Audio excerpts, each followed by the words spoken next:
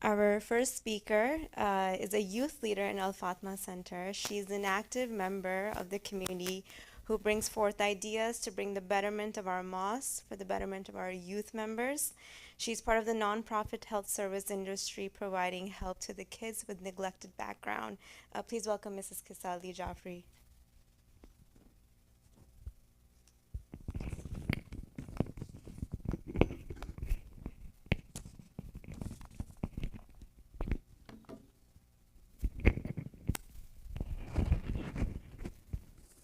Can everyone hear me okay? All right. Good afternoon, respected leaders and distinguished guests. May God's peace and blessings be upon you. And to my Muslim community, Assalamu alaikum. I would like to thank Rizwan Auntie, Heather Uncle, and Malana Yakubu Kundi for giving me the opportunity to shed light on the leader that continues to inspire the world today, Dr. Martin Luther King Jr. What would you do if you saw injustice all around you? Would you stay silent or would you speak up? Dr. Martin Luther King Jr. faced this question every day of his life, and his answer changed the world. Through his words, his actions, and his unwavering commitment to nonviolence, he showed us that one person can make a difference. As we celebrate Black History Month, let us ask ourselves, how will we continue his fight for equality and justice? Dr. Martin Luther King Jr. was not just a leader. He was a man who saw injustice and chose to act, even when it meant putting himself in danger. Born in 1929 in Atlanta, Georgia, Dr. King grew up in a segregated society where racial inequality was the norm. Inspired by his Christian faith and the teachings of Mahatma Gandhi, he believed in the power of nonviolent resistance to create change. He became a pastor and a leader in the civil rights movement, using his voice to challenge systemic racism and inequality. Dr. King's courage to speak up in the face of injustice reminds us that change begins with a single step, and that step often requires immense bravery. Dr. King's commitment to nonviolence was not just a strategy. It was a profound belief in the power of love and peace to overcome hate. He believed that violence only perpetuates more violence, but nonviolence could break the cycle of hatred. Through peaceful protests, sit-ins, and marches, he showed the world that change could be achieved without bloodshed. His leadership in events like the Montgomery bus boycott and the March on Washington demonstrated the effectiveness of nonviolent resistance. Dr. King's philosophy challenges us to ask, can we confront injustice with compassion and still create lasting change? He played a key role in the passage of the Civil Rights Act of 1964 and the Voting Rights Act of 1965, which outlawed segregation and protected voting rights for African Americans. His I Have a Dream speech during the March on Washington remains one of the most iconic moments in American history, calling for an end to racism and a future of equality. In 1964, he also became the youngest person to win the Nobel Peace Prize for his efforts to combat racial inequality through nonviolence. These accomplishments remind us that progress is possible, but it requires relentless effort and unwavering dedication. Though Dr. King's life was tragically cut short, his legacy continues to inspire us to fight for justice and equality. His dream of a world where people are judged by their character, not their skin color, remains a guiding light for the fight against racism. Today, we still see the echoes of his work in movements like Black Lives Matter, which continue to challenge systemic inequality. However, the work is far from over. Racial injustice persists in policing and education.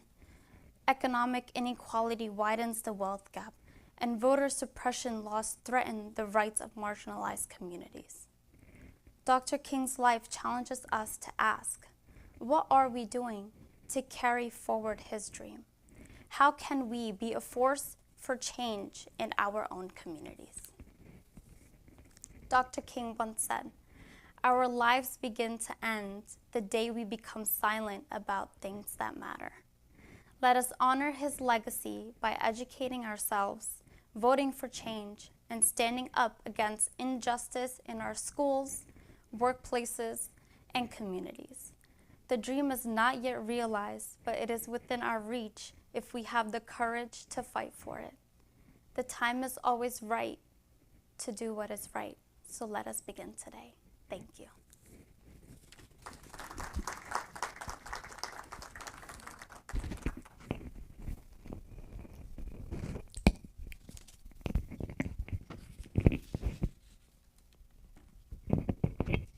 Thank you, Mrs. Kissa Jaffrey.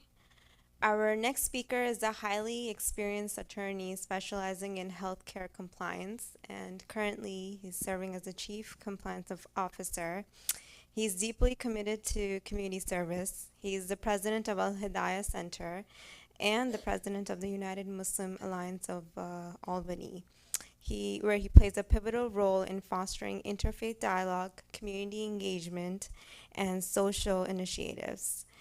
With a strong background in law, compliance, and nonprofit leadership, Mr. Taimur Naqi continues to make a meaningful impact in both the legal and community spheres. Please welcome Mr. Taimur Naqi.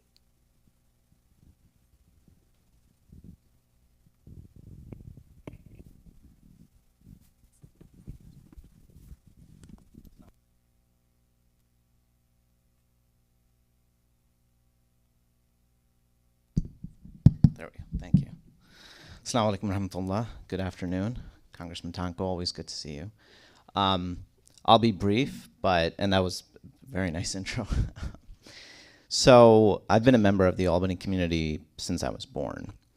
And one of the things that I value about this community is the diversity, the racial diversity, religious diversity, ethnic diversity, economic diversity, etc. And I was thinking about the invitation, which I greatly appreciate from Dr. Khawaja. The thing that I kept coming back to was the example of Dr. King is relatively straightforward. It's resiliency in the face of adversity. And I think that that is something, irrespective of your faith, irrespective of your ethnic background, your culture, your economic situation, that is something that we can all relate to. Resiliency in the face of adversity. And obviously his life is a testament to that. And we're facing a number of challenges, domestically, internationally at this moment. There's a great push at the federal level for what I'll call anti-DEI initiatives.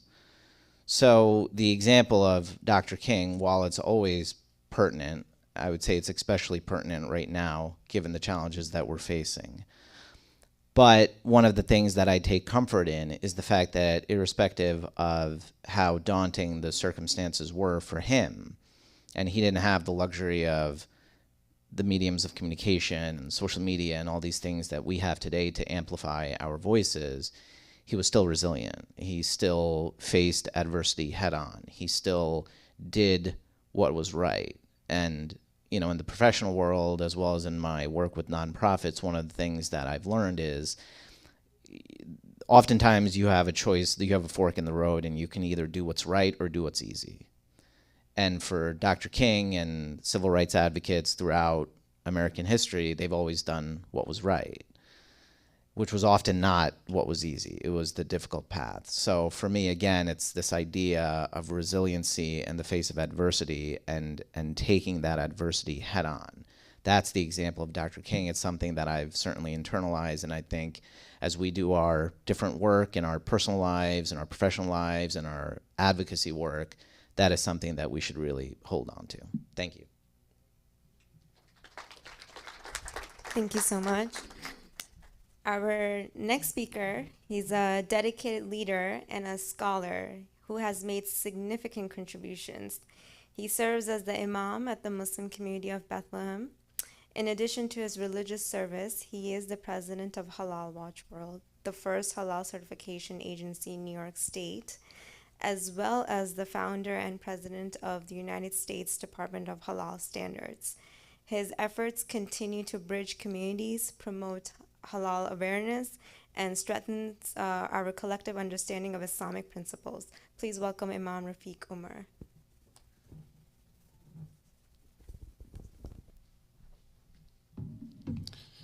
Bismillah walhamdulillah wassalatu wassalamu ala rasulillah wa ala alihi wa sahbihi ajma'in.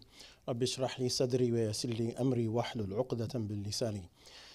First, I want to thank everyone for attending this event. Thank you so much for putting this together. This is really a testament to honoring Martin Luther King and honoring African American contribution to the society that we live in. And all too often, it is a segment of the population that is erased, that is ignored, that is overlooked. And really, I want to thank the center and thank the Imam here for putting this together and for supporting this effort. One of the interesting things about Martin Luther King and myself is that we have a connection. I was born on the same day that he was born. So January 15th, 1985, although he's in a different year, but January 15th, we share the same birthday. And actually, my mother almost gave me the name of Martin. She was thinking, because it's on the same day, we might as well call him Martin, like Martin. But they decided differently. My mother and father had a difference of opinion. My mother said Rafiq, and my father said Mansour, and my father won out. But ultimately, there's some history there and there's some connection there. And every year when that time comes around, it's always a reminder to me. My mother is reminding me, and I'm reminded of the accomplishments of Dr. Martin Luther King. It's amazing. His efforts and his speeches and the things that he said resonate perfectly with what Islam teaches us. The Prophet, peace and blessings be upon him, he taught us about the differences of cultures and differences of people. And the Quran, it teaches us that God created us into different tribes and nations so that we can learn from one another, not to despise one another. And that is really the ethos of the message of Dr. Martin Luther King. Although we may have a difference of religion and we may have a difference of understanding of the concept of God, we still we understand the concepts, and they are very, very similar and one and the same. The Prophet, peace and blessings be upon him, he famously said, no black man is better than a white man. No white man is better than a black man. No Arab is better than a non-Arab, and so on and so forth. And this is really to teach us, to show us as an ummah or as a Muslim people that we should not elevate ourselves illa bitaqwa, as he says, except by way of virtue of piety, of an individual's piety. What kind of piety do they have? What kind of heart do we have? Right? Is an individual, do they have a good heart? Are they hoping for their brother to be in a better situation? Are they helping and lending a hand to the needy? Or are we being selfish? Are we keeping things to ourselves? Are we keeping our wealth to ourselves? Are we not assisting each other? So this is what elevates and denigrates us in the eyes of God. In terms of how God sees us, it's about how much we are giving. How much we are giving, how much we are letting go. And the more we hold, which is an interesting dichotomy in this world, the more we hold on to of this world, as our Prophet, peace and blessing be upon him, taught us, the more we hold on to this world, the less we actually have. The less we leave with. We leave only with good deeds. Did you help your fellow brother? Did you help your fellow sister? Were you kind to one another? The more we hold on to of this life, purchasing, buying, attaining, and holding, we actually end up in a grave with nothing. So we want to ensure that this day is really a commemoration of goodness, a commemoration of a good message, of kindness to each other, of kindness to the community. That is the message of Dr. Martin Luther King, and that is also the message of Islam. So we are so grateful to be a part of this and to speak here. I'm honored to speak here, And I hope and pray that we can continue to encourage other Muslim communities as well to support these types of efforts and to include the black voices into the conversations, because in all honesty, we have a rich history in the United States, right? And the Muslim community had tall giants to stand on, those that came from other countries. We have tall shoulders to stand on, people who laid a foundation, who really fought to provide a bedrock for Islam to grow and for people to really feel comfortable practicing their religion. Had that history not been there, had the history of the hard work of people like Dr. Malcolm X and other freedom fighters for civil rights and for ensuring that African Americans had a voice and Muslims had a voice, there would not have been a platform for the Muslims of today. So this is something that I am grateful for. We appreciate and thank you so much. And take care, everybody. Bye. Thank you so much, Imam. Our next speaker, he is a congressman who is a dedicated public servant representing New York's 20th congressional district, which includes the communities of Albany, Schenectady, Troy, and Saratoga Springs. He is serving his 9th term in Congress and is a ranking member of the Energy and Commerce Committee.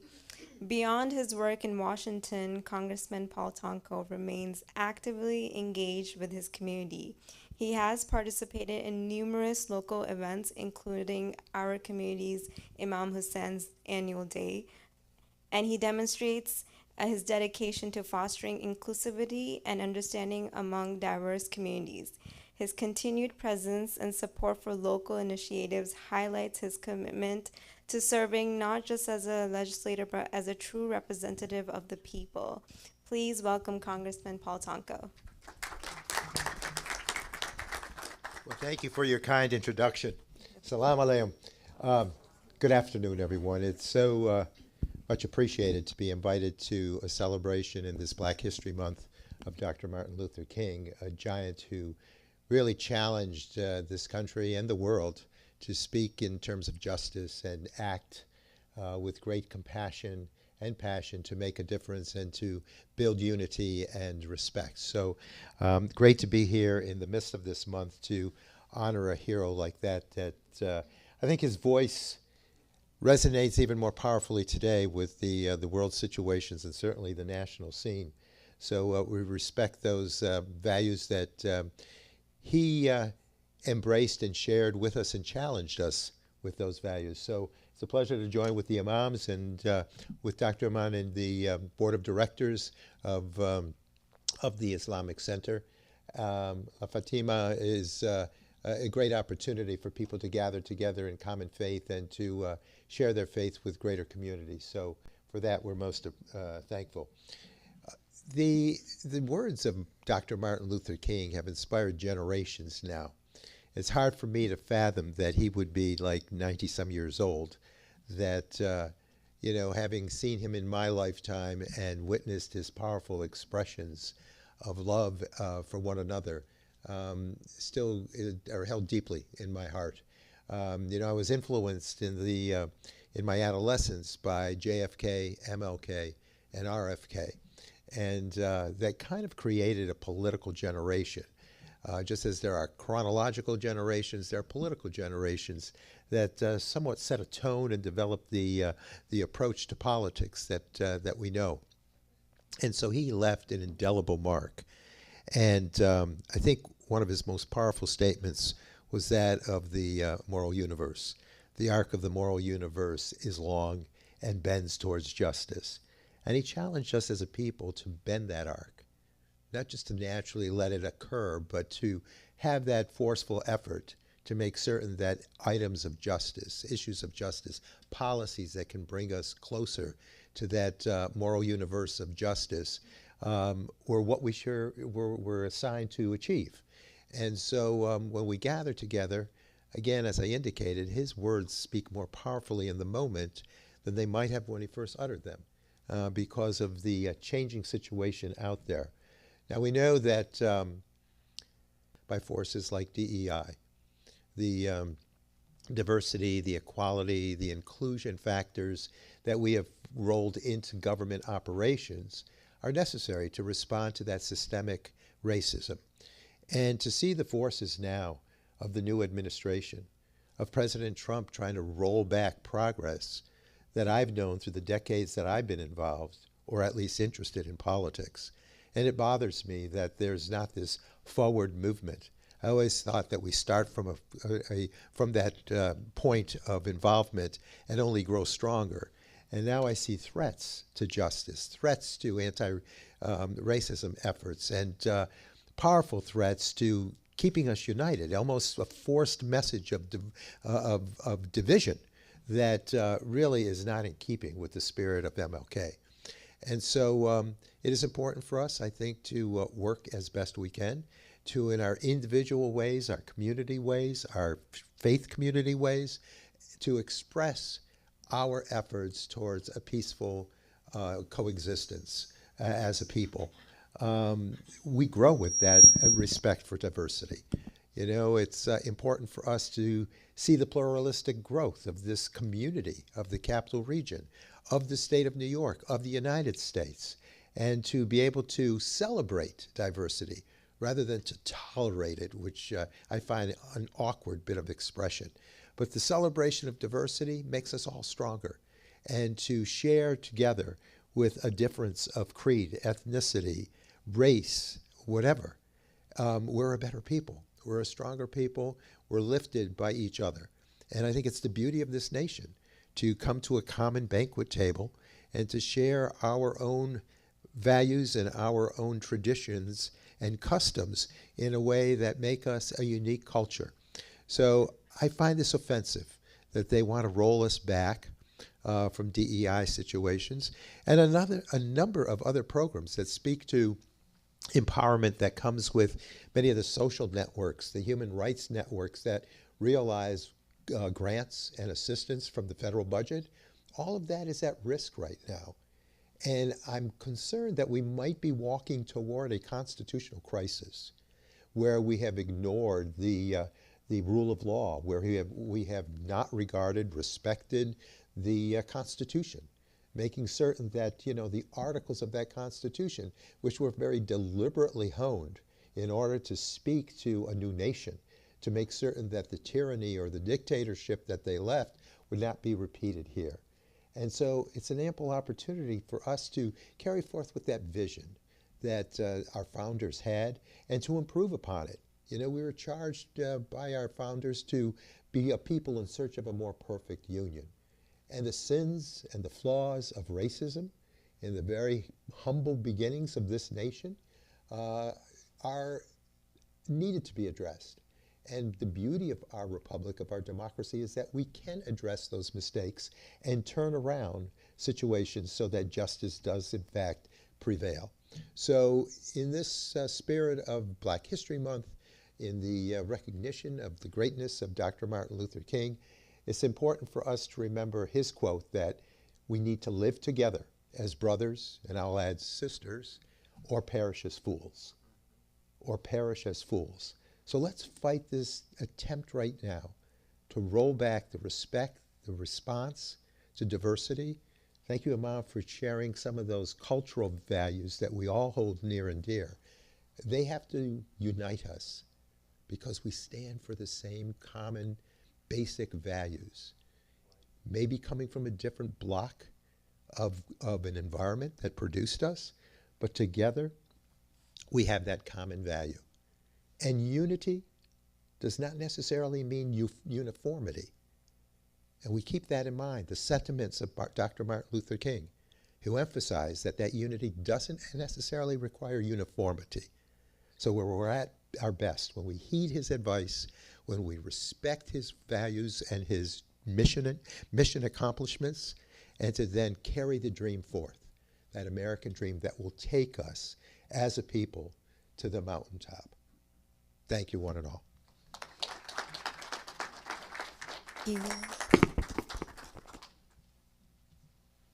Thank you so much, Congressman. Our next speaker is a reverend, a Baptist minister with a deep commitment to faith, community service, and counseling. Currently, she continues her ministry as an associate pastor at Baptist Church, where she focuses on community engagement. In addition to her pastoral work, she is dedicated into helping individuals overcome challenges as an addictions counselor at the Addictions Care Center of Albany. Through her combined work in ministry and counseling, she remains a devoted advocate for faith, recovery, and community well-being. Please welcome Reverend Dr. Roxanne Jones Booth.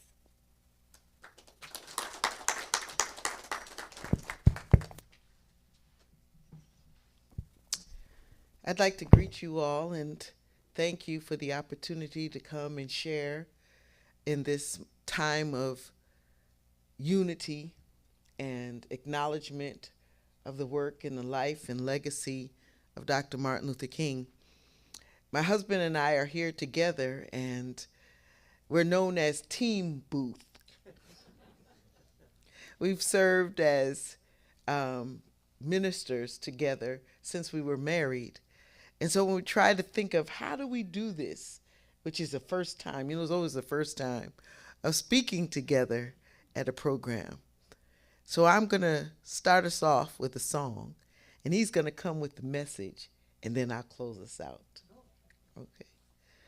Dr. King loved this song, and it's a song that carries us as we continue to do the ministry that God has given us to do. If I can help somebody as I pass along, if I can cheer somebody with a word or song, if I can show somebody he is traveling wrong, then my living shall not be in vain. If I can do my duty as a Christian ought, if I can bring back beauty to a world upraught, if I can share God's message like I've always been taught, then my living shall not be in vain. Then my living shall not be in vain. Oh, my living shall not be in vain. Oh, if I can help somebody as I pass along, then my living shall not be in vain.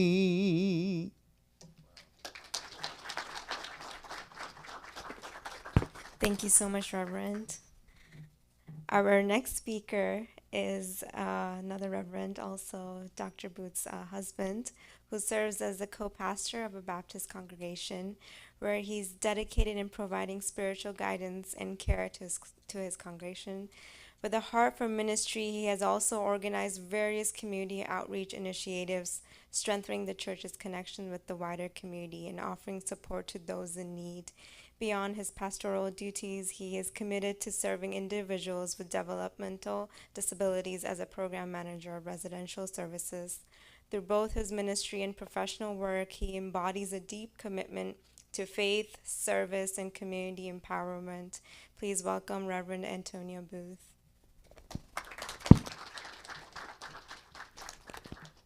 Assalamu alaikum. It is a blessing to be here. I want to thank the Imam and the board of directors that invited us. You have received us so warmly, and we say we're so grateful to be here. We thank you for the invitation of being here. So I'm grateful for my wife. We are a team. We work as a team in ministry. We are Team Booth, that's what it seems. We have worked together not only as co-pastors, but we've also served on the mission field in Southern Africa together, and now we're associate pastors together. So, okay. Today I'm going to give you a quote that Dr. King spoke of. Also, I want to also greet Imam Rafiq. He has also participated in our Martin Luther King Interfaith Scholarship Program Committee, where we raise scholarships for students throughout the Capital District. We usually try to raise about $20,000, and last year we gave out 4 scholarships of $4,000 to various students. You can go on our website for those who are from the Capital District. If you have a child that's going to college, and you can apply. So, but I want to thank you for always participating when we ask. Thank you so much. Darkness cannot drive out darkness. Only light can do that. Hate cannot drive out hate. Only love can do that. Martin Luther King is quoted saying this from his book, Strength to Love. My father was born in 1920, and my mother was born in 1926. Both were born in North Carolina in the midst of the Jim Crow segregation era that many of you talked about. Because they were black, they had to drink from water fountains for colored people only. If white people were walking on the sidewalk, they had to move a step aside and walk on the grass or the dirt or the mud so that white people could walk on the sidewalk uninterrupted. A black person would be considered rude or threatening if they looked a white person in the eye in the South at that time when they were born. My parents grew up in an era when black people had to be careful how they spoke to white people or acted towards white people because they could end up being thrown in jail, beaten, or even lynched. The Equal Justice Initiative estimates that over 4,000 blacks were lynched between 1877 and 1950.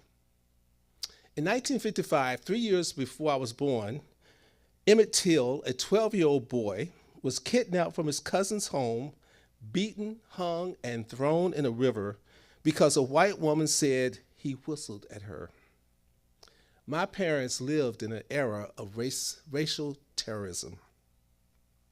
When riding a bus, my parents had to sit in the back of the bus and pray that a white person would not need to sit down, because if a white person had to sit down, black people have to get up and stand. And it wouldn't matter how long they would have to stand. That is why Mrs. Rosa Parks ended up in jail. She refused to give up her seat to a white person. Schools were segregated. In 1945, my mother graduated from Farmville Colored High School in Farmville, North Carolina. 13 years later, I was born in the segregated section of Duke University Hospital in Durham, North Carolina. Hospitals were segregated throughout the United States. Hospitals were desegregated in 1965 when Medicaid and Medicare and Medicaid were enacted into law. I went to a segregated black elementary school. I did not interact with any white children of my age until I was 12 years old. White dentists in Durham, North Carolina, would not accept black patients. They would tell potential black patients they did not have any more openings if they called. A white friend told my younger sister that when her family moved to Durham, North Carolina, a white neighbor told her mom to let the dentist know she was white and she would get an opening. A black person could not eat in a restaurant owned by a white person. You would either be served at the door or through the takeout window. My mother and father did not eat at white restaurants. My mother called it nasty cafe food. She did not trust being served food there where she was not wanted. Why am I telling you this information? Because I'm telling you this because I want you to know why African Americans are so committed to celebrating Reverend Dr. Martin Luther King Jr.'s birthday. I want you to understand that Dr. King was not just some noble individual that did a lot of nice things way back then. I want you to see an individual up close and personal that was affected by the systemic racism that Reverend Dr. Martin Luther King Jr. and so many others protested about. I want you to see a real person whose parents lived through racism and their children were also tainted by a racist society. It was because of Dr. King leading anti-racism protests that my parents were able to travel on buses without having to worry about sitting in the back or not having a seat at all. It was because of Dr. King's commitment to social justice that my parents did not have to worry about drinking from another segregated fountain labeled colored only. It was because of Dr. King's commitment to equality that my parents could take their children to the hospital and expect to be treated equally and with dignity. It was because of Dr. King's commitment to freedom that my parents could register to vote without having to take a test that had the goal of denying them their rights as citizens. So, if you see African Americans excited about Martin Luther King Day, it is because we understand our history. We understand where we came from. Dr. King's commitment to social justice affected African Americans throughout this country. That is why my wife's family celebrated Martin Luther King's birthday long before it became a national holiday. Dr. King was killed on April 4th, 1968. On January 14th, 1969, my wife, Dr. Roxanne Jones Booth, told me that her mother, Marjorie, sent a note to their school informing the administration that her children would not be on school on January 15th because it was Martin Luther King's birthday. And my wife's family continued that tradition until Dr. King's birthday became an official holiday. What can we learn from Reverend Dr. Martin Luther King today? I'm glad you're celebrating him today. First, my parents were never bitter towards white people, despite having to deal with racism on a daily basis. They did not pass on that type of bitterness to their children. They taught us the power of being loving and forgiving. And that's why I began with the quote, "Darkness cannot drive out darkness, only light can do that. Hate cannot drive out hate, only love can do that." My parents did not spend their lives dwelling on racism. They spent their time raising their children while living as good citizens. They made us aware of racism, while at the same time helped us to focus on achieving academic success. Secondly, King reminds us of the importance of reaching out to people not like us. When King needed help with the march to Selma, Alabama, he called for people throughout the nation to join the forces of the march. Men and women came from all over the country. White pastors, Jews and Jewish rabbis, Catholic priests, Catholic nuns, Catholic bishops, Unitarian ministers, professional artists, actors, and so many more came from all over the country to assist King and the folks from Alabama with their march to Selma. People came and they walked with Dr. King and his wife Coretta to Selma. King taught us that every white person is not our enemy. Every person that practices their faith differently is not our opponent.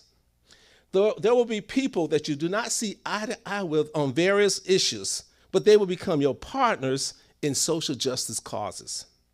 Thirdly, there are forces that will continue working hard to prevent oppressed people from living in freedom. King stated that the road to freedom must be uphill, even if it's arduous and frustrating. After buses were desegregated in Montgomery, Alabama, white racists shot at integrated buses. Churches in Montgomery were bombed. And the white politicians passed laws that made it illegal for blacks and whites to mingle together in social settings such as playing cards or dominoes or being in a public swimming pool.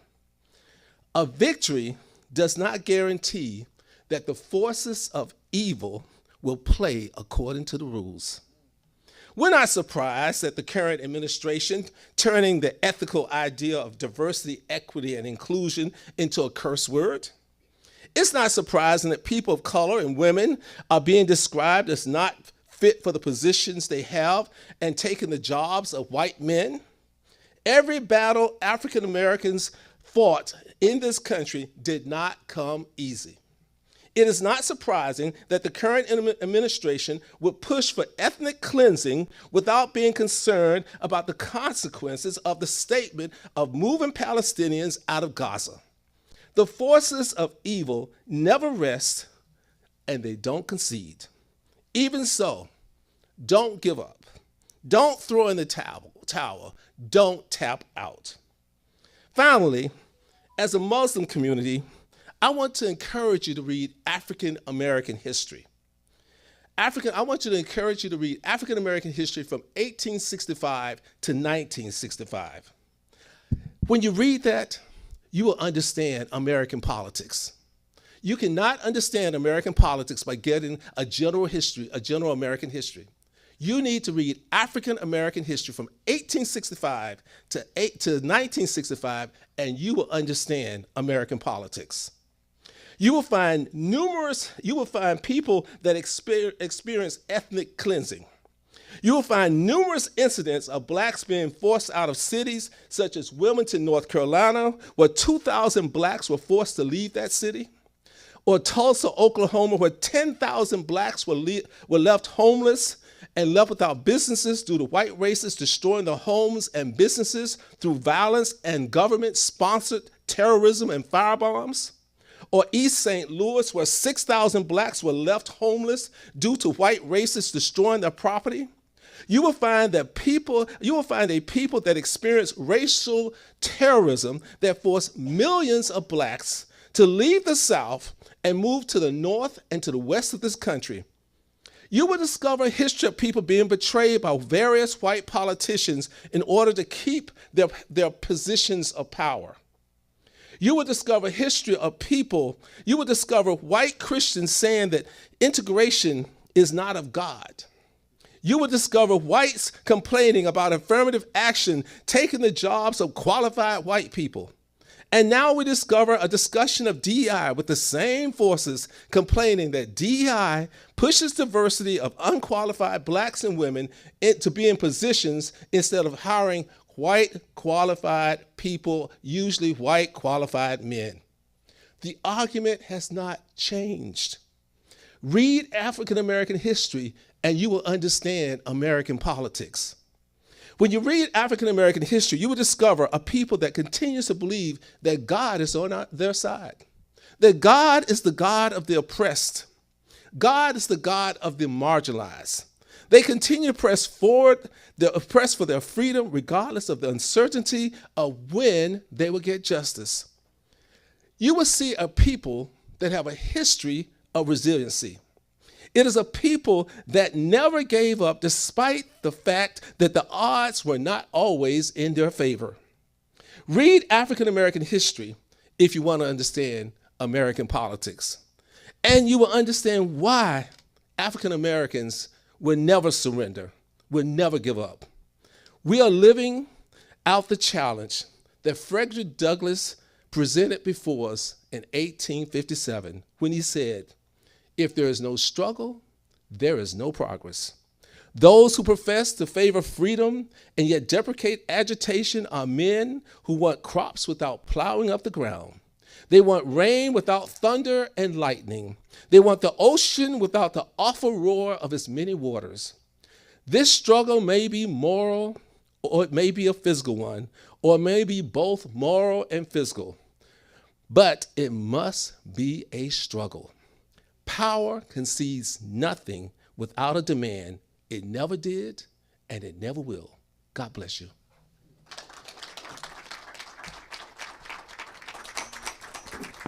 Thank you, Reverend. Before I announce our... Oh, I'm so sorry. Please join it. Yeah. Okay. And so within our tradition, music is central, and the what was called and still is called in this genre the Negro spiritual were folk songs that people sang to keep going.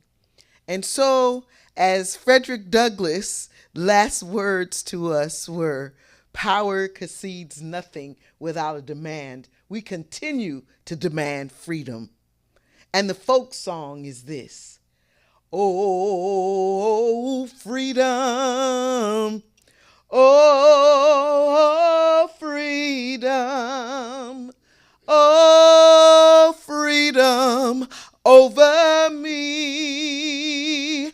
And before I be a slave, I'll be buried in my grave and go home to my Lord and be free. Oh, oh, freedom. Oh, freedom. Oh, freedom over me. And before I be a slave, I'll be buried in my grave and go home to my God and be free. Thank you. Thank you, Reverend. That was beautiful. Before I call my final speaker here, I would like to say thank you to Mrs. Azra Haki in collaborating and organizing this event with my uncle. It was beautifully done. And that being said, our final speaker today, he is truly the pillar of this mosque and this community.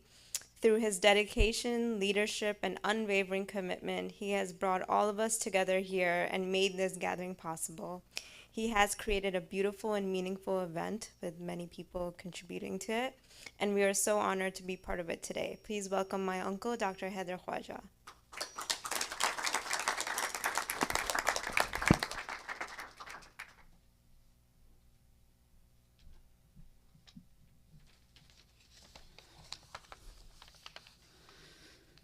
First of all, thank you all for coming and joining this event. And in 1963, more than 61 years ago, Dr. Martin Luther King delivered a speech and began a movement that would rock this country to its core. You went to defy the laws of the country and stood for something that would change the direction of life for generation to come after yours. For this, I thank you, Dr. Martin Luther King. It was your courage, strength, passion, but most importantly, your love for others that took you on a mission to change the country for the better. Where you saw injustice, you saw resolution. Those who followed you and stood with you saw a leader they could trust. Therefore, the course of life changed for everyone. You were never for just one ethnicity, and your movement was not about one over the other. It was for all people, all ethnicities, and for equality all around. This is our second celebration of the life and legacy of Dr. Martin Luther King Jr. On behalf of Al Fatma Islamic Center, I would like to extend my thanks to all of you for coming out in this cold afternoon for this powerful gathering, a chance to come together as a community in solidarity, appreciation, and reflection on how we are keeping Dr. King's ideals alive. And I will cherish this movement always. I would like to thank our speakers, Kaisa Jaffrey, Taimur Naqi and Imam Rafiq Umar for wonderful speeches with so many powerful words. My sincere gratitude to Congressman Paul Tanco. You are a great friend of our community. You are so accessible. Every time we invite you, and you are always, always there. Thank you so much for coming for your stimulating speech. I want to express my heartfelt appreciation to our keynote speakers, Reverend Antonio Booth and Dr. Roxanne Jones Booth, for taking the time to speak to us, making this event memorable. Your wisdom and insights on Martin Luther King were truly enlightening.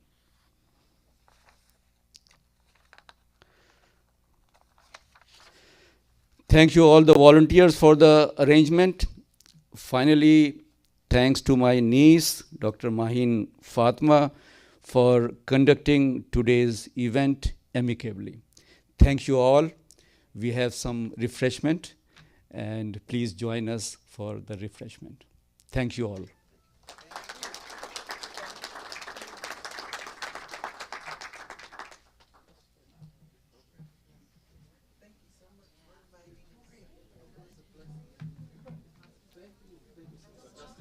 The list of all the speakers and like their names. Yeah, you know what? I did, and then.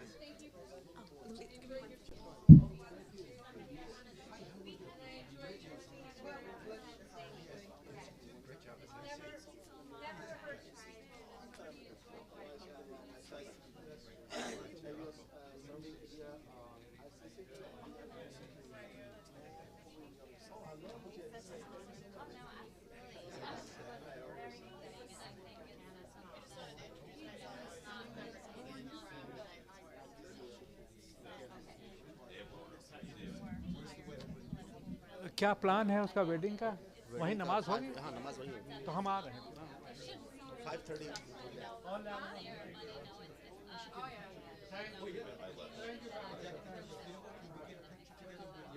Yes, we will.